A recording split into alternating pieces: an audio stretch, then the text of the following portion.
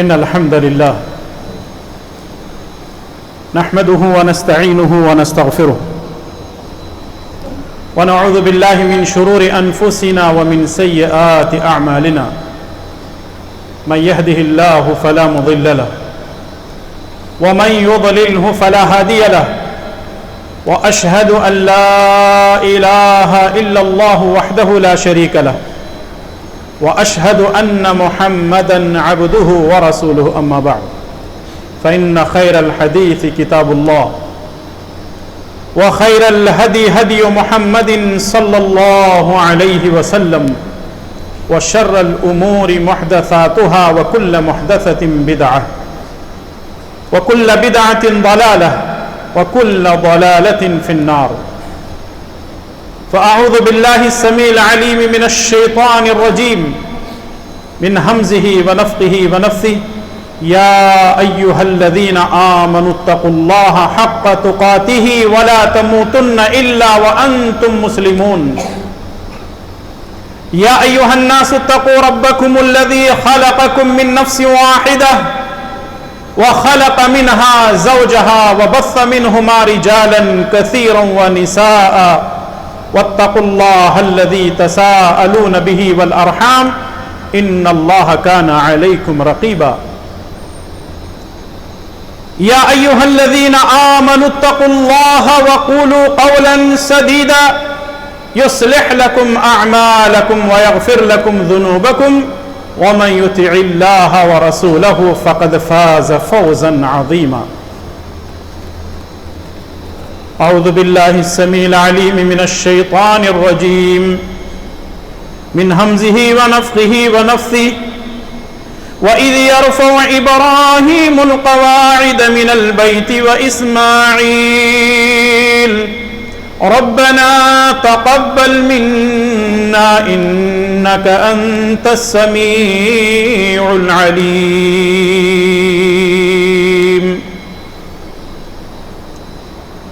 سبحانك لا علم لنا إلا ما علمتنا إنك أنت العليم الحكيم رب اشرح لي صدري ويسر لي أمري واحلل عقدة من لساني يفقه قولي اللهم انفعني بما علمتني وعلمني ما ينفعني وزدني علما آمين يا رب العالمين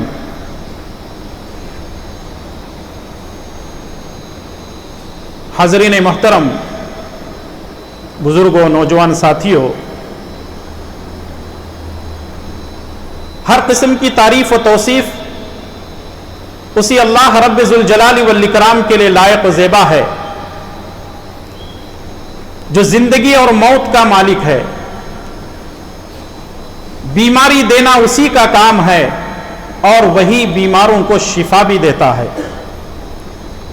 عزت اور ذلت اسی کے ہاتھ میں ہے، موت و حیات کا وہی مالک ہے، دن کو رات میں اور رات کو دن میں وہی تبدیل کرتا ہے۔ وہی اللہ تعالی ہے جس نے ساتوں آسمانوں کے ساتھ زمین کو بھی 7 درجے دیے، اور وہی اللہ تعالی ہے جو ساری کائنات کا اکیلا حاکم ہے، اکیلا مالک ہے اور اکیلا مدبر ہے، اکیلا خالق ہے۔ وہ اللہ جو ہمیشہ سے اکیلا رہے گا، جو ہمیشہ سے اکیلا ہے اور ہمیشہ اکیلا ہی رہے گا، اس کی ذات میں کوئی شریک نہیں۔ اللہ احد، اللہ اکیلا ہے، اللہ الصمد، اللہ بے نیاز ہے، لم یلد ولم یولد، جنا ہے اور نہ جنا گیا ہے، ولم یکن لہ کفوا احد، اس کے برابر کوئی نہیں ہے۔ سبحان اللہ و بحمدہ، سبحان اللہ العظیم۔ درود و سلام ہو میرے اور آپ کے پیارے نبی، امام الانبیاء والمرسلین، امام اعظم، قائد اعظم، مرشد اعظم جناب محمد الرسول اللہ صلی اللہ تعالی علیہ وسلم کی ذات مقدسہ پر، جن کو اللہ تعالی نے ساری کائنات کے لیے امام بنا کر بھیجا۔ اللہم صلی وسلم وبارک وسلم علی نبینا محمد وعلی آلہ وصحبہ اجمعین۔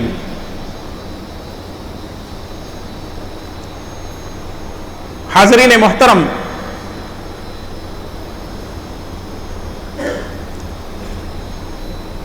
बकरीद को हमसे गुजरे हुए एक हफ्ता होने को है और हर कोई याद भी कर रहा है कि गुज़िश्ता हफ्ता या गुज़िश्ता जुमा हम ईद में थे और हमने कुर्बानियां की, नमाजों को पढ़ा, अल्लाह को याद किया, तकबीर बुलंद करते रहे, हमने अपने हाथों से जानवरों को कुर्बान किया, गोश्त को खुद भी खाया और दूसरों को भी खिलाया। अल्हम्दुलिल्लाह हम हर साल इब्राहीम अलैहिस्सलातु वस्सलाम की याद में और प्यारे नबी जनाब मुहम्मद रसूलुल्लाह सल्लल्लाहु अलैहि वसल्लम की सुन्नत समझकर कुर्बानी करते हैं। लेकिन एक सवाल है मेरे लिए भी, आपके लिए और तमाम उम्मत मुस्लिमा के लिए। सवाल यह है कि हम कुर्बानियां तो कर रहे हैं, माल खर्च करके जानवर ला रहे हैं, बिस्मिल्लाह अल्लाह अकबर कहते हुए अपने कीमती जानवर को अपने ही हाथों से छुरी के जरिए से ज़बाह कर रहे हैं। सवाल यह है कि क्या हमारी कुर्बानियां शर्फ़े कबूलियत को पहुंच रही हैं? एक बहुत बड़ा सवाल है।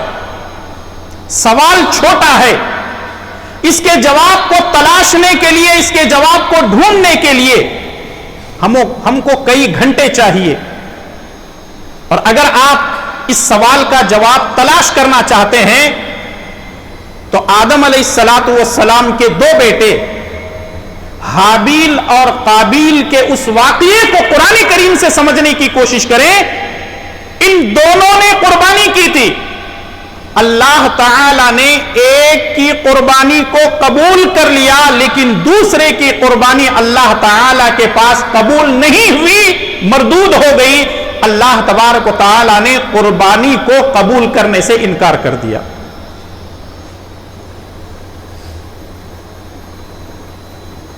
कैसे वो मरदूद हुई? आदम अलैहिस्सलातु वस्सलाम के एक बेटे हाबील की कुर्बानी को अल्लाह ताला ने कबूल किया, लेकिन काबील की कुर्बानी को अल्लाह ताला ने कबूल नहीं किया। कुर्बानी की कबूलियत का क्या जरिया बना? उस वक्त यह चीज मौजूद थी, आसमान से आग आती और आग जिस चीज को हमने कुर्बानी किया हुआ होता उसको आग जलाकर चली जाती। आग का जलाकर जाना यह हमारी कुर्बानी की कबूलियत की दलील है। काबील की कुर्बानी कबूल नहीं हुई, अल्लाह ताला ने हाबील की कुर्बानी को कबूल किया।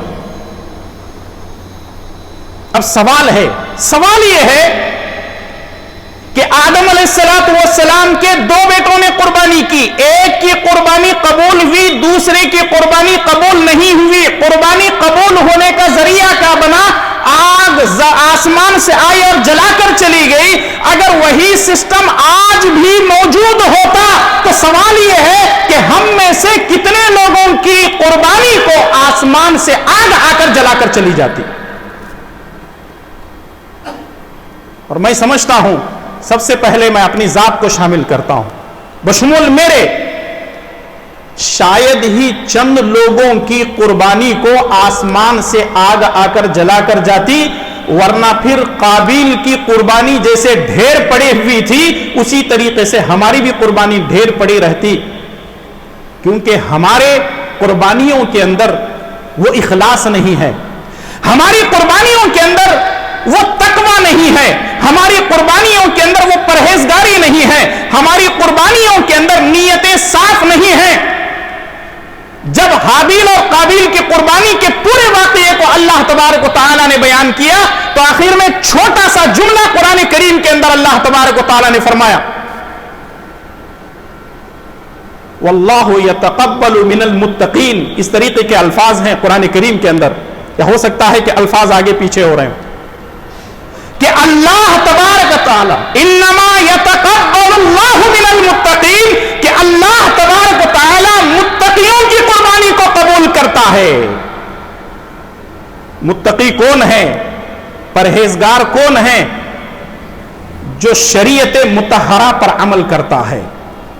متقی کون ہے؟ جو اللہ اور اس کے رسول کی اطاعت کرتا ہے. متقی کون ہے؟ جو حلال کو استعمال کرتا ہے, حرام سے بچتا ہے.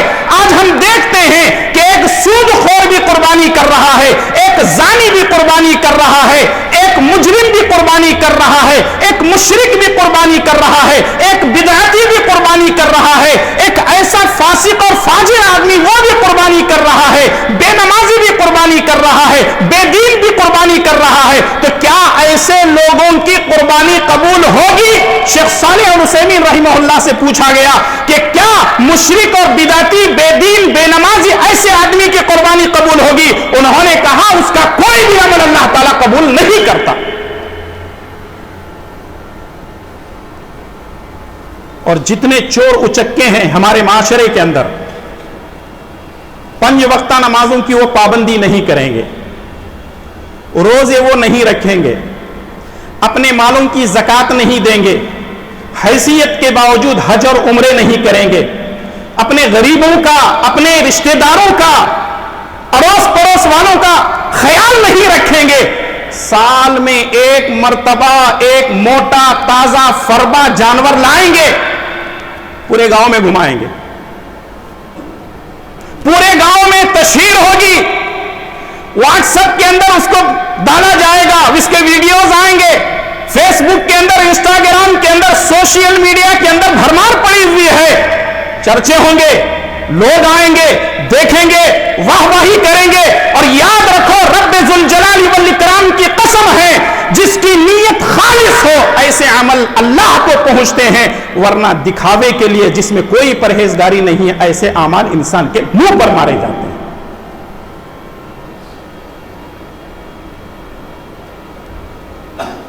ابراہیم علیہ السلام کی اس قربانی کو اللہ تعالیٰ نے قیامت تک زندہ رکھا. اس کی بنیادی وجہ کیا تھی؟ ان کا اخلاص تھا, ان کی پرہیزگاری تھی, ان کا تقویٰ تھا, ان کی للہیت تھی, ان کے احسان کا وہ جذبہ تھا. اپنے بیٹے کو تک قربان کرنے کے لیے تیار ہو گئے. اللہ تعالیٰ نے آسمان سے ایک جانور کو بھیج کر کے ان کے بیٹے کو بچا لیا اور ان کی قربانی قبول ہو گئی. ٹھیک ہے, ہم نے قربانی کی ہے, قبول ہوئی ہے یا نہیں ہوئی ہے وہ تو اللہ بہتر جانتا ہے نا, کیونکہ اب آگ آنے والی تو نہیں ہے جو جلا کر کے چلی جائے. آگ آنے والی تو نہیں ہے جو ہماری قربانیوں کو جلا کر چلے جائے. ہاں, قربانی کی قبولیت کے لیے ایک راستہ ہے, قربانی کی قبولیت کے لیے ایک راستہ ہے. وہ راستہ کیا ہے؟ وہ راستہ ہے دعا. اور اس کی دلیل میں آپ کو دینے جا رہا ہوں ابراہیم علیہ السلام ہی کی سیرت سے. ابراہیم اور اسماعیل, باپ اور بیٹے, دونوں مل کر اللہ کے حکم کی تعمیل کرتے ہوئے خانہ کعبہ کو تعمیر کرتے ہیں. جب خانہ کعبہ کی دیواریں بن گئی, چھت بن گیا, تیار ہو گیا, تو باپ اور بیٹے کے اندر اخلاص اور للہیت ایسی تھی, وہ دونوں مل کر کے اللہ تعالیٰ سے دعا کرتے ہیں. کیا دعا کرتے ہیں؟ وَإِذْ يَرْفَعُ إِبْرَاهِيمُ الْقَوَاعِدَ مِنَ الْبَيْتِ وَإِسْمَاعِيلُ رَبَّنَا تَقَبَّلْ مِنَّا إِنَّكَ أَنْتَ السَّمِيعُ الْعَلِيمُ. اور اس دعا کو ہمیشہ اپنی دعاؤں میں شامل کیجئے. اور ربنا تقبل منا, اے اللہ ہماری کوئی حیثیت نہیں ہے, پیدا تو نے کیا, تیری توفیق سے تو نے مجھے نبی بنایا, میرے بیٹے کو تو نے توفیق دی, مجھے میرے بیٹے کو توفیق دینے کی وجہ سے اے اللہ ہم نے خانہ کعبہ کی دیواروں کو تعمیر کیا ہے، اے اللہ ان دیواروں کو تعمیر کرنا یہ ہمارا کام ہے اور ہم نے اپنی مرضی سے نہیں تیرے حکم سے کیا ہے، لیکن اے اللہ ربنا تقبل منا انک انت السمیع العلیم، اے اللہ کسی کام کو تیرے حکم پر بجا لانا یہ ہمارا کام ہے لیکن قبول کرنا یہ تیرا کام ہے۔ اللہ اکبر۔ ہم نے قربانی کی، کیا ہم نے قربانی کرنے کے بعد قبولیت کے لیے دعا بھی کی؟ ہم نے قربانیاں ضرور کی ہیں، کہیں ایسا تو نہیں ہے ہم نے جانور کے گلے پر صرف چھری چلائی ہے بسم اللہ اللہ اکبر کہتے ہوئے، لیکن ہمارا مقصد اللہ کو راضی کرنا، اللہ تعالی تک پہنچانا نہیں ہے بلکہ لوگوں کو دکھانا ہے، اسی لیے ہم نے دعا ہی نہیں کی اور ضروری بھی ہم نے نہیں سمجھا۔ ارے ہر سال آتی ہے قربانی کرو چلے جاؤ۔ ابن قیم رحمۃ اللہ علیہ بڑی پیاری بات کہتے ہیں، ابن قیم کہتے ہیں اگر ہم کوئی عمل کرتے، خاص کر کے یہ معاملہ رمضان کے لیے جو ہے کہا جاتا ہے، ابن قیم رحمۃ اللہ علیہ نے کہا ہے کہ 6 مہینے تک ہم رمضان کے آنے کے لیے یا رمضان میں داخل ہونے کے لیے دعا کرتے اور رمضان میں خوب عبادتیں کرتے، جب رمضان گزر جاتا تو 6 مہینے تک ہم اللہ تعالیٰ سے رمضان کی ہوئی عبادتوں کی قبولیت کے لیے اللہ تعالیٰ سے رو رو کر گڑ گڑا کر دعائیں کیا کرتے تھے۔ ہے ہمارے اندر یہ چیزیں؟ ہم نے قربانی تو کی، معاف کرنا اگر میں آپ سے یہ کہوں کہ ہاتھ اٹھاؤ کتنے لوگوں نے دعائیں کی، بہت کم لوگ ہاتھ اٹھا پائیں گے۔ کیوں؟ ہم نے قربانی کو بس ایک رسم و رواج سمجھ لیا ہے، ہر سال یہ قربانی آتی ہے ہم کو قربانی کرنی ہے، جو مرضی آگے ہو جائے۔ میرے بھائیو اور دوستو، عمل کرنا کمال نہیں ہے۔ آج کا جملہ نوٹ کر کے جائیے، عمل کرنا کمال نہیں ہے، عمل کا رب کے دربار میں قبول ہونا یہ درجہ کمال ہے۔ آج ہم عمل کر رہے ہیں، نمازی بھی پڑھ رہے ہیں، روزہ بھی رکھ رہے ہیں، حج بھی کر رہے ہیں، زکوٰۃ بھی کر رہے ہیں اور سال میں ایک مرتبہ قربانی بھی کر رہے ہیں۔ سوال یہ ہے کہ کیا ہماری قربانی اللہ تعالی تک پہنچ رہی ہے؟ یہ میرے لیے اور آپ کے لیے اور پوری امت مسلمہ کے لیے ایک سوالیہ نشان ہے۔ اس کا جواب ہم کو ڈھونڈنا ہے قرآن کریم کی آیتوں میں اور اس کو حاصل کرنا ہے دعاؤں کے ذریعے سے۔ اگر ہم نے ایسا کیا تو انشاءاللہ تعالی انشاءاللہ تعالی امید ہے اللہ کی ذات سے کہ رب ذوالجلال والاکرام ہماری زندگی کی ساری قربانیاں نہیں بلکہ کم سے کم ایک قربانی تو قبول کر لے گا۔ زاد المعاد کے اندر ابن قیم رحمۃ اللہ علیہ نے بڑی پیاری بات کہی ہے، کہتے ہیں اگر مجھے اس بات کا پتہ چل جائے، اس جملے پر غور کیجئے، بڑا آدمی بڑی بات کرتا ہے اور وہ اپنے وقت کے چوٹی کے عالم ہیں، ابن تیمیہ رحمۃ اللہ علیہ کے شاگرد خاص ہیں۔ ابن قیم رحمۃ اللہ علیہ فرماتے ہیں اگر مجھے اس بات کا پتہ چل جائے اللہ نے میرا ایک سجدہ قبول کر لیا ہے، میں مرتے دم تک کوئی سجدہ ہی نہیں کروں گا، قبول ہو چکا ہے رب کے دربار میں، اب پھر رب کو منانے کی ضرورت نہیں ہے۔ وہ ایک سجدہ جسے تو گران سمجھتا ہے 1000 سجدوں سے دیتا ہے آدمی کو نجات۔ میرے بھائیو اور دوستو، عمل کرنا کمال نہیں ہے، قبول ہو جانا رب کے دربار میں یہ ایک بہت بڑی عزت ہے، یہ بہت بڑی چیز ہے اور عظیم مقام ہے اس آدمی کے لیے۔ کسی آدمی کا کوئی عمل، کوئی قربانی، کوئی سجدہ، کوئی نماز، کوئی روزہ، کوئی حج، کوئی قربانی اس کے اللہ تعالیٰ کے دربار میں قبول ہو جائے یہ بہت بڑی چیز ہے۔ اسی لیے عبادتوں کو کرنے کے بعد یوں ہی نہ چھوڑو بلکہ اللہ تعالیٰ سے اس کی قبولیت کے لیے دعائیں بھی کرتے رہو۔ میں ایک چھوٹی سی مثال آپ کو دے دیتا ہوں، بہت جلد آپ کی سمجھ میں آئے گی۔ مثال کے طور پر آپ کسی راستے سے گزر رہے ہیں یا کسی دکان میں آپ کھڑے ہو کر کے کوئی چیز خرید رہے ہیں یا کسی بس اسٹینڈ ریلوے اسٹیشن کے پاس آپ کھڑے ہیں یا کسی ہوٹل سے چائے پی کر کے آپ باہر نکل رہے ہیں تو آپ دیکھتے ہوں گے کوئی غریب فقیر کھڑا ہے، سب سے پہلے تو وہ آپ کے سامنے ہاتھ پھیلائے گا. اگر آپ کے کپڑے ٹھیک ٹھاک ہیں تو وہ آپ کو چھوڑے گا بھی نہیں, کہے گا کہ یہ جناب ذرا مضبوط لگتے ہیں, ان کے پیچھے ہی پڑ جاتا ہے. اگر آپ نے 1 روپیہ بھی صدقہ دیا, دیکھیے 1 روپیہ ہماری نظر میں 1 روپیہ اس کی کوئی قدر و قیمت نہیں ہے. پہلے قدر و قیمت تھی, 1 پیسے کی بھی قدر تھی, آج 100 روپے کی بھی قدر نہیں ہے. 1 روپیہ آپ نے اللہ کے نام پر صدقہ دے دیا, صدقہ کیا آپ نے دے دیا ایسے ہی چھوڑ دیں گے؟ آپ دعا کریں گے, یا اللہ یہ صدقہ میں نے مٹھی بند کرتے ہوئے دے دیا ہے, اس میں جو کچھ تھا خالص تیری رضا کے لیے دیا ہے, اے اللہ اس کو قبول فرما. آپ نے صبح میں دیا, ظہر میں آ کر کے آپ نے دعا کر لی, آپ نے دوپہر میں دیا, آ کر کے عصر میں آپ نے دعا کر لی, آپ نے شام میں دیا, مغرب میں دعا کر لی, رات میں آپ نے دیا, عشاء میں دعا کر لی. اگر یہ ایک صدقہ 1 روپیہ بھی اللہ تبارک و تعالیٰ کے پاس پہنچ گیا, اللہ اکبر میرے بھائی اور دوستو, دنیا اور آخرت میں کامیابی پکی ہے. جبکہ ہم اتنا بڑا جانور قربانی دے رہے ہیں تو کیا اللہ تعالیٰ سے قبولیت کے لیے دعا نہیں کریں گے؟ وہ بدنصیب آدمی ہوگا جو قربانی تو کر رہا ہے لیکن اللہ تعالیٰ سے بھیک مانگنے کے لیے تیار نہیں ہے کہ اللہ میں نے قربانی دی ہے تو قبول فرما. مجھے امید ہے انشاءاللہ تعالیٰ اتنی باتیں قرآن و سنت کی سننے کے بعد اگر کوئی آدمی پھر بھی دعا نہیں کرتا ہے تو وہ سب سے بڑا بدنصیب ہے.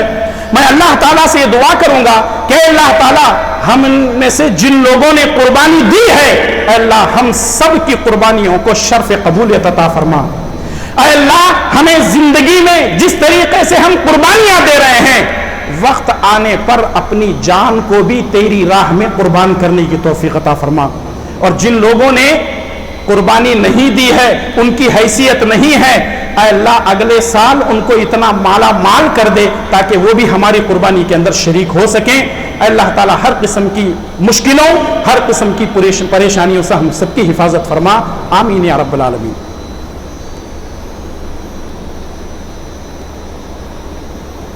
یہ رہا خطبے کا پہلا حصہ. اب آئیے دوسری چیز بیان کرتے ہوئے اپنی بات کو میں ختم کرنے جا رہا ہوں. دوسری چیز کیا ہے؟ بات کو آگے بڑھانے سے پہلے ایک واقعہ پیش کر دیتا ہوں اور اسی واقعے کے ضمن میں 2-4 باتیں بیان کرتے ہوئے اپنی بات کو ختم کرنے کی کوشش کروں گا. ابن قیم رحمۃ اللہ علیہ نے ایک بڑی مشہور کتاب ہے تلبیس ابلیس. ہو سکتا ہے آپ نے دیکھی ہوگی, ہو سکتا ہے آپ نے پڑھی بھی ہوگی اس کتاب کو. حالانکہ اس کتاب کے کچھ واقعات پر اہل علم نے کلام کیا ہے, لیکن مصنف نے کہا ہے کہ اس میں جہاں قرآن اور حدیث کی باتیں ہیں, واقعات ہیں, تو وہیں اس کے اندر اسرائیلی روایات بھی موجود ہیں. اور بخاری کی روایت یہ ہے, لا تصدقوہ ولا تکذبوہ. اسرائیلی جو روایات ہیں اس کو نہ سچا مانو اور نہ اس کا انکار کرو, نہ اس کے بارے میں یہ کہو کہ یہ جھوٹ ہے. یعنی اس کی تصدیق بھی نہیں ہو سکتی اور نہ پوری طرح اس کی تکذیب بھی ہو سکتی ہے. میں اسی ناحیے سے اس واقعے کو آپ کے سامنے بیان کر رہا ہوں.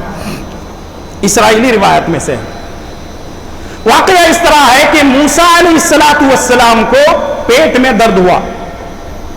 موسیٰ علیہ السلام کلیم اللہ ہے, پیٹ میں درد ہوا. جب پیٹ میں درد ہوا تو موسیٰ علیہ السلام طور پہاڑ پر گئے. بادل نے ان کو چاروں طرف سے گھیر لیا. موسیٰ علیہ السلام اللہ تعالیٰ سے ہم کلام ہونے لگے, ڈائریکٹ بات چیت کرنے لگے. اسی لیے موسیٰ علیہ السلام کو کلیم اللہ کہا جاتا ہے, کیونکہ وہ اللہ تعالیٰ سے جب جب ضرورت پڑتی طور پہاڑ پر جاتے, بات چیت کر کے آتے. موسیٰ علیہ السلام طور پہاڑ پر گئے. جانے کے بعد جن جن چیزوں کی انہیں ضرورت تھی وہ بات چیت کر کے لوٹ رہے تھے. اللہ تعالیٰ نے کہا کہ موسیٰ ایک اور کام بھی تم لے کے آئے تھے. اللہ تعالیٰ تو دلوں کے بھیدوں کو جاننے والا ہے. اس نے کہا, موسیٰ علیہ السلام نے کہا, ہاں اللہ میں تو بھول ہی گیا, میری اپنی بات میں بھول گیا.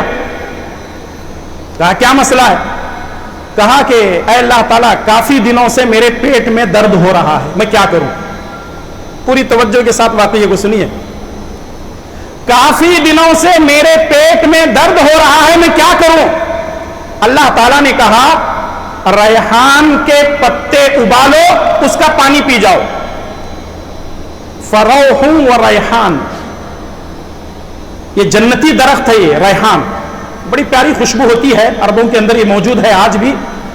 اس کی جو پھول ہوتے ہیں، عرب بزرگوں کو ہم نے یا نوجوانوں کو دیکھا اس کے پھول لے کر وہ جیب میں رکھتے ہیں خوشبو کے لیے. اور ویسے بھی آپ کو معلوم ہے خوشبو نبی کریم صلی اللہ علیہ وسلم کو بہت پسند تھی، اور عربوں کا مزاج ہے کہ وہ لوگ بھی خوشبو کو بہت زیادہ پسند کرتے ہیں. ایک اور چیز بھی پسند تھی عربوں نبی صلی اللہ علیہ وسلم کو، بڑی مشہور حدیث ہے، حبب الی من دنیاکم الطیب والنساء، تمہاری دنیا میں سے مجھے دو چیزیں پسند ہیں، ایک ہے خوشبو اور دوسرے ہے عورت. ٹھیک ہے. موسیٰ علیہ السلام پیٹ میں درد ہوا، اللہ تعالیٰ سے شکایت کی، اللہ نے کہا ریحان کے پتے ابالو، اس کا پانی پی جاؤ. آئے ریحان کے پتے ابالے، پانی پی گئے، اللہ تعالیٰ نے اس پانی کے پینے کی وجہ سے شفا دے دی. چند دن 2-4 مہینے گزرے ہی تھے، موسیٰ علیہ السلام کو دوبارہ پیٹ میں درد ہوا. کبھی کبھی ایسا ہوتا ہے کہ ہم کو کوئی تکلیف ہوتی ہے، ڈاکٹر کے پاس جاتے ہیں، اس نے دوائی لکھ کر کے دے دی، دوائی کھا لینے کے بعد جب درد ختم ہوتا ہے اور دوبارہ وہی درد شروع ہوتا ہے 2-4 مہینے کے بعد، ہم کیا کرتے ہیں؟ ڈاکٹر کے پاس نہیں جاتے، وہی دوا خریدتے ہیں اور لا کر کھا لیتے ہیں. ڈاکٹر کے پاس جائیں گے، لمبی لائن میں کھڑا ہونا پڑے گا، پھر اس کی فیس دینی ہوگی، لمبی چٹھی اور فلاں مسئلے ہوتے ہیں. موسیٰ علیہ السلام نے سوچا کہ اب دوبارہ درد اگر ہوا ہے تو فارمولا تو پہلے ہی سے ملا ہوا ہے. موسیٰ علیہ السلام جاتے ہیں، ریحان کے پتے ابالتے ہیں، پانی پی لیتے ہیں، درد کم ہونے کے بجائے دگنا ہو گیا، ڈبل. موسیٰ علیہ السلام کہنے لگے اللہ یہ کیا، اے اللہ یہ کیا بات بنی؟ پہلی مرتبہ جب میں نے ریحان کے پتے ابال کر پی لیے تھے میرا درد ختم ہو گیا تھا، اب جب میں نے ریحان کے پتے ابال کر پی لیے ہیں تو میرا درد دگنا ہو گیا ہے، ڈبل ہو گیا ہے. اللہ تعالیٰ کہتا ہے کہ موسیٰ شفا پتے میں نہیں ہے، شفا میں دیتا ہوں. جب تم نے پہلی مرتبہ پی تھی تو میں نے اس میں شفا رکھی تھی، جب تم نے دوسری مرتبہ اس پتوں کو ابال کر کے پی لیا تو میں نے اس میں سے شفا نکال لی. بات کیا سمجھ میں آئی؟ بات یہ سمجھ میں آئی شفا بذات خود کسی چیز میں نہیں ہے. شفا بذات خود کسی چیز میں نہیں ہے، شفا دینے والی ذات اللہ تعالیٰ کی ہے. کبھی کبھی ہم کیا کہتے ہیں، اے وہ فلاں ڈاکٹر کے پاس جاؤ اس کے ہاتھ میں شفا ہے، اس کا مطلب وہ خدا ہو گیا. شفا ڈاکٹر کے ہاتھ میں ہے نہیں. ارے وہ فلاں دوائی لا کر کے کھا لو شفا مل جائے گی، نہیں.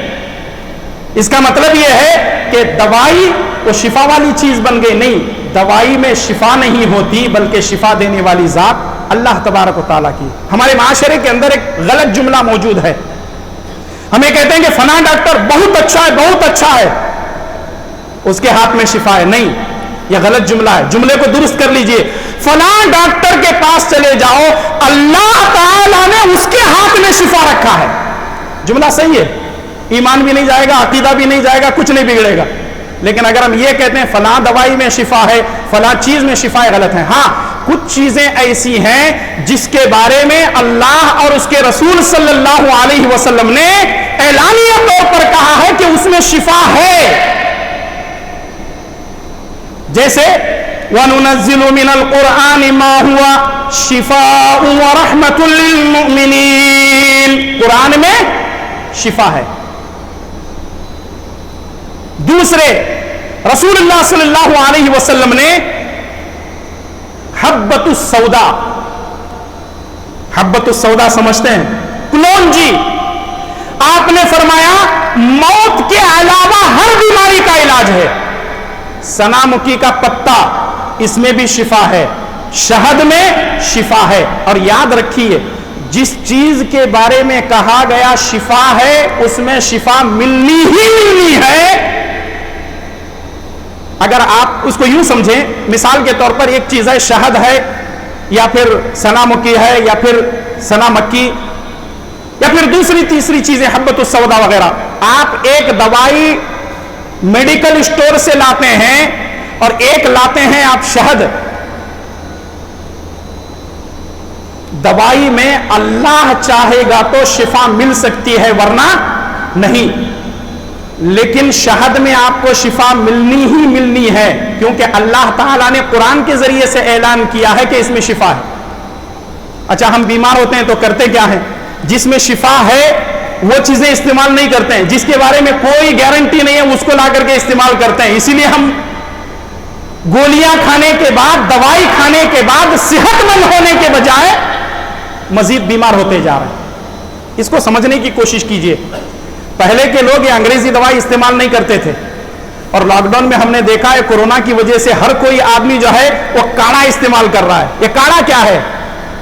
یہ وہی پرانی دوائیں ہیں. پرانی جو چیزیں پہلے چلتی تھی آج سے 100 سال 200 سال پہلے, ویسے لوگوں کے اندر صبر ختم ہو گیا, انگریزی دوائی آ گئی, سر میں درد ہو گیا دوائی کھا لو چٹکی میں درد ختم. یہاں تک کہ وہ اینو کمپنی والوں نے گیس کے بارے میں کہا ہے کہ اگر اس کو آپ پانی کے گلاس میں ڈال کر کے پی لیں گے 6 یا 7 سیکنڈ کے اندر آپ کی گیس پوری کی پوری باہر نکل جائے گی. لیکن ماہرین کا کہنا یہ ہے کہ گیس تو نکل جائے گی لیکن اس کے اندر جتنے سائیڈ ایفیکٹ ہیں کسی دوائی میں نہیں. سمجھتے ہیں نا, ایک پیکٹ ملتی ہے میڈیکل اسٹور میں اور وہ ڈائریکٹ کڈنی پہ اٹیک کرتے ہیں. یہ ڈاکٹروں نے اس پر ریسرچ کی ہے اور پھر اس کے بعد بتایا. تو غرض بتانے کا مقصد یہ ہے کہ شفا دینے والی ذات اللہ تبارک و تعالیٰ کی ہے. وَإِذَا مَرِضْتُ فَهُوَ يَشْفِينِ. جب میں بیمار ہوتا ہوں تو اللہ تعالیٰ مجھے شفا دیتا ہے. اب یہاں کچھ لوگ پریشان ہیں ساری دنیا کے اندر کورونا کے ٹیکے کو لے کر یا اس کی دوائی کو لے کر یا انجیکشن کو لے کر. اس تعلق سے میں آپ کو یہ بات بتلا دوں, رسول اللہ صلی اللہ علیہ وسلم کا فرمان ہے اللہ تعالی نے جتنی بیماریاں نازل کی ہیں ہر بیماری کے لیے دوا موجود ہے. یعنی جتنی بیماری اللہ تعالیٰ پیدا کرتا ہے اس کی دوائی موجود ہے, لیکن انسان کو کرنا کیا ہے؟ ڈھونڈنا ہے, ریسرچ کرنا ہے, اس کو تلاش کرنا ہے, تلاش کرنے کے بعد وہ چیز ملے گی. لیکن ماشاءاللہ اتنا سب کچھ ہونے کے باوجود آج الحمدللہ ہم جمعہ کی نماز مسجد میں ادا کر رہے ہیں. ہو سکتا ہے کہ ہمارے بہت سارے رشتہ دار, ہمارے ماں باپ, ہمارے بڑے, ہمارے محلے کے بڑے, ہمارے گھر کے بڑے, ہمارے خاندان کے بڑے دنیا سے چلے گئے.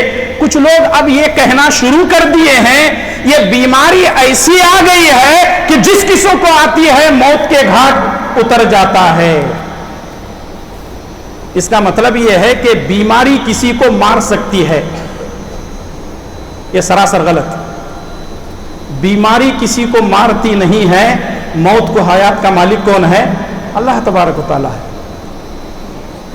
کسی ڈاکٹر کے پاس کسی مریض کو لے کر گئے, بیچارہ مر گیا. اب وہ کیا ہوا اس کے آگے پیچھے پوری لمبی تفصیل ہے. کسی نے انجیکشن دیا, کیا دوائی کھلائی, کیا تھا کیا نہیں تھا, اس کو پازیٹیو تھا نیگیٹو تھا, وہ ایک الگ چیز ہے. لیکن آدمی اگر مر رہا ہے تو لوگ اللہ کو ماننے کے لیے تیار نہیں, کہتے ہیں کہ ڈاکٹر نے مارا. ڈاکٹر کیا بن گیا؟ خدا بن گیا. انجیکشن کیا بن گیا؟ ذرا سوچیں, آپ غور کریں لوگوں کے عقیدے کیسے بگڑتے جا رہے ہیں. ارے یہ معمولی ایک بیماری ہے, اس بیماری کو لے کر ہم اپنے عقیدے کو کیوں خراب کریں گے؟ اچھا کچھ لوگ سہمے ہوئے, ڈرے ہوئے ہیں, فلاں جگہ مت جاؤ, مارکیٹ میں مت جاؤ, سمندر کے پاس مت جاؤ, فلاں جو ہے بس اسٹینڈ کے پاس مت جاؤ, ڈرے ہوئے سہمے ہوئے ہیں. ٹھیک ہے, آپ احتیاط کیجئے, احتیاط کرنے کا حکم ہے, احتیاط کیجئے. جو حکومت نے کہا ہے کہ آپ سینیٹائزر استعمال کریں, آپ ماسک لگائیں, ساری چیزیں.